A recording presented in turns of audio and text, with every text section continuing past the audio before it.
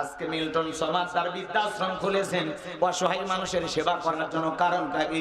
এদেশের রাস্তাঘাটে বৃদ্ধ মানুষ পড়ে থাকে, তাদেরকে তুলে নিয়ে যায় সেবামূলক একটা প্রতিষ্ঠান করেছেন। সবাই বাহবা দিতেছেন, দেশ বিদেশ থেকে মানুষ টাকা পয়সা দিতেছেন, এমনকি যাকাতের টাকা পর্যন্ত কালেকশন করেন। 16 মিলিয়ন ফলোয়ার তার বাজান গো আমার।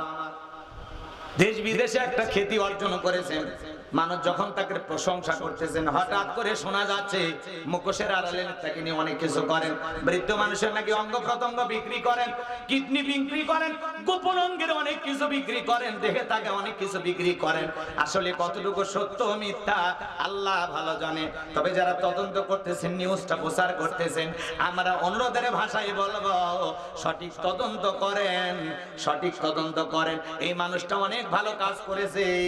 আমরা চাই যদি এই অপরাধগুলো প্রমাণিত না হয়, তাহলে সে যেভাবে অসহায় মানুষদের পাশে দাঁড়াইছে তাকে এই কাজ করতে দেওয়া হোক। আর যদি অপরাধ প্রমাণিত হোক, তার শাস্তিও তাকে দেয়া লাগবে। কথা বলেন ঠিক কি না?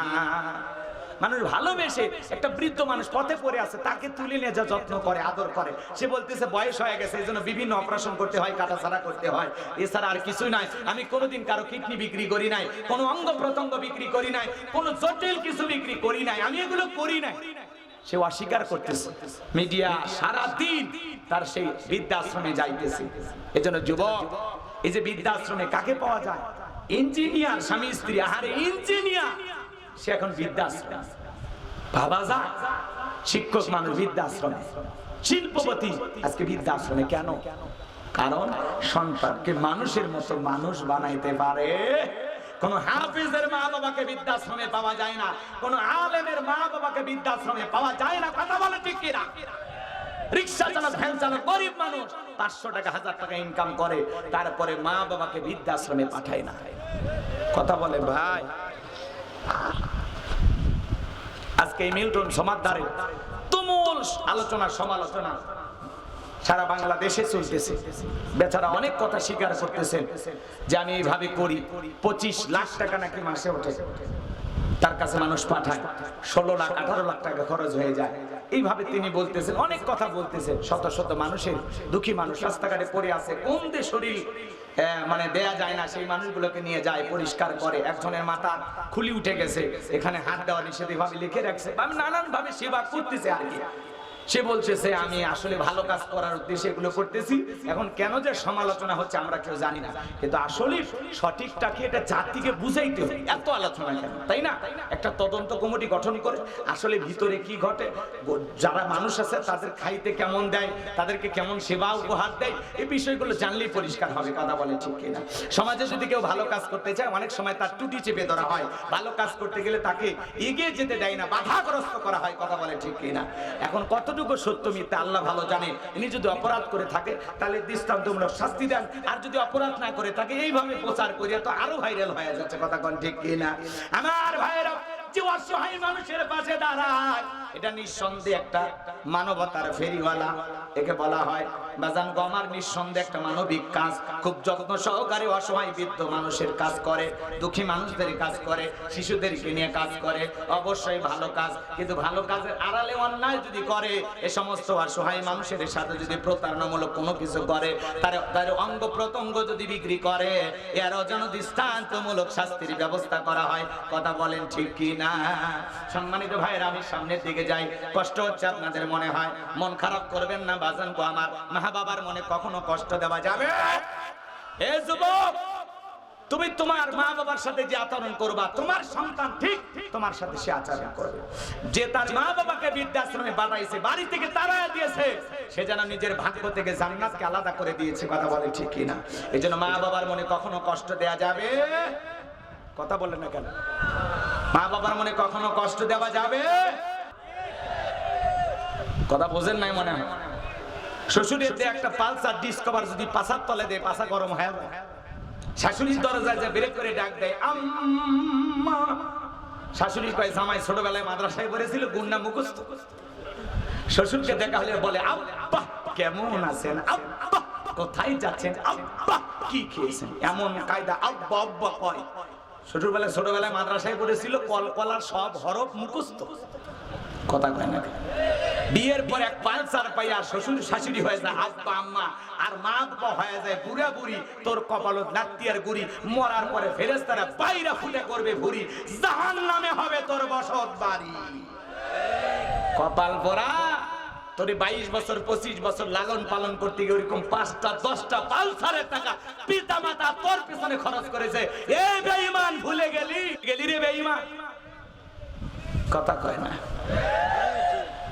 পাগল হয়ে গেলি, বউ পায়া পাগল হলি, পরে আবার কয়েকদিন পর গান গাবি, পারি না পারি না আমি কেন মরি না। আজরাইল খেন চেনে না আমারে নাকি, কয় ঘরের রমণী যেন কাল নাকি টের ভাবি বলে। পিতা মাতার জন্য খরচ করলে কত বাধা দেয় বইয়েরা, আছে না? তোমার এত করা লাগবে কেন? তার তো আরো ছেলে মেয়ে আছে, তারা দেখবে। সব দায়িত্ব কি তোমার? ভবিষ্যৎ চিন্তাবিদ বাড়ির ভিতরে ঢুকে গেছে, সুন্দর সম্পর্ক কেটে বাড়ির দিকে জোড়া দেয়, বলে ভালোবাসবে আমার মা বাবাকে, ভালোবাসবে আমার ভাই বোনকে, তোমার ভাই বোনকে কেন? এ কথা কয় না ভাই। শ্বশুরকে দেন বউ খুশি, শাশুড়িকে দেন বউ খুশি, শালিকে দেন বউ খুশি, শালাকে দেন বউ খুশি, আপনার ভাইকে দেন, বোনকে দেন, মাকে দেন, বাবাকে দেন, বউ বেয়াদব। নিজের স্বার্থ সবাই বোঝে। আমি একবার শ্বশুর বাড়িতে শেরপুরে দই নিয়ে গেছিলাম। এখন আমার শাশুড়ি মাঝে মাঝে বলে, বাবা জামাই দইটা সেই ছিল, মনে করায় দেয় আর একবার নিয়ে আসে। আর মা বাবারে কত কিছু খাওয়াইলাম, কোনোদিন বলে না বাবা এটা ভালো লাগছে আবার আনিস, বলে না। কথা বলে স্বার্থ সারা দুনিয়াতে কেউ ভালোবাসে না। কিসের স্ত্রী, কিসের মহব্বত? হাজার হাজার স্ত্রী স্বামী চাকরি করে ফেলায়া যাচ্ছে, হাজার হাজার স্ত্রী 2টা 4টা বাচ্চার আগে ভাগে চলে যাচ্ছে। কিসের প্রেম? ভালোবাসা আছে। কিসের ভালোবাসা? একটু স্বার্থে আঘাত লাগে স্বামী টুটি চেপে ধরে। এখন অধিকাংশ বউ স্বামীর ধরে পিটায়। এদেশে নারী নির্যাতনের মামলা আছে, পুরুষ নির্যাতনের মামলা নাই। একদিন খালি পুরুষ নির্যাতনের মামলা নেন, কমপক্ষে বাংলাদেশে 10 লক্ষ মামলা হবে। আমরা কইতে পারি না, ওরা আমাদেরকে পিটায়। নওগাঁয় গেলাম, কয় হুজুর একটু স্বামীর খেদমতের ওয়াজ করুন। কেন? কয় এলাকার মহিলারা স্বামীর ধরে পিটায়। কমিটির লোকজন বলে, হুজুর এই ছেলে কি বললো? আমি তখন বললাম এই এলাকার মহিলা নাকি স্বামী ধরে পিটায়। কয় হুজুর সেই কথা বলেন না, আজকে সকালবেলা এর বউ এরই পিটাইছে, ওই রোগে আক্রান্ত, এই জন্য ঔষধ খুঁজতেছে। কথা কোন ঠিক কি না? মন খারাপ করবেন না বাজান গো আমার, কষ্ট মনের মধ্যে নেবেন না, দুঃখে বুকটা ফেটে যায়। আজকে সমাজে মা বোনদেরকে কিছু বলা যায় না, একটু কথা বলবেন আপনাকে নারী নির্যাতনের মামলা দিয়ে ফাঁসাইয়া দেবে।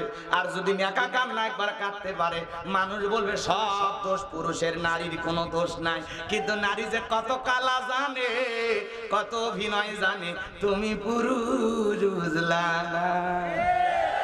আমার সোনার দেশটা খাইলো রে পরকিয়া প্রেমে, আমার বাংলাদেশটা খাইলো রে পরকিয়া প্রেমে। কথা কোন ঠিক কিনা? আজকে পরকিয়ার অভিশাপে হাজারো পরিবার ধ্বংস হয়ে যাচ্ছে।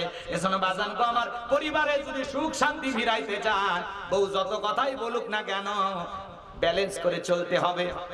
গোপনে গোপনে পিতা মাতার খেদমত করবেন। বউ যতই বলুক মা বাবার জন্য খরচ করবা না, কারণ পিতা মাতা ভাই বোন রক্তের আত্মীয় স্বজনের জন্য খরচ করলে সম্পদ কমে না বাড়ে। সম্পদ আল্লাহ বৃদ্ধি করে দেবেন, আল্লাহ রিজেক বৃদ্ধি করে দেবেন, হায়াত বৃদ্ধি করে দেবেন। এজন্য বইয়ের কথা শুনে মা বাবার খরচ বন্ধ করা যাবে না, ভাই বোনের খরচ বন্ধ করা যাবে না। ও যতই বুঝাক, মাঝে মাঝে বলবেন তুমি এত বোঝা, আসলে আমি কেন বুঝি না, আমি কি বলদ নাকি? বউ তখন বলবে হ্যাঁ আসল কথা বলছো, তুমি আসলে একটা বলদ। বইয়ের কাছে বোকা হওয়া আলাদা একটা আনন্দ। মানে এমন বোকা সাজবেন যাতে আপনি মনে, বউজান মনে করে এ দুনিয়ার সবচেয়ে বোকা স্বামী আমার।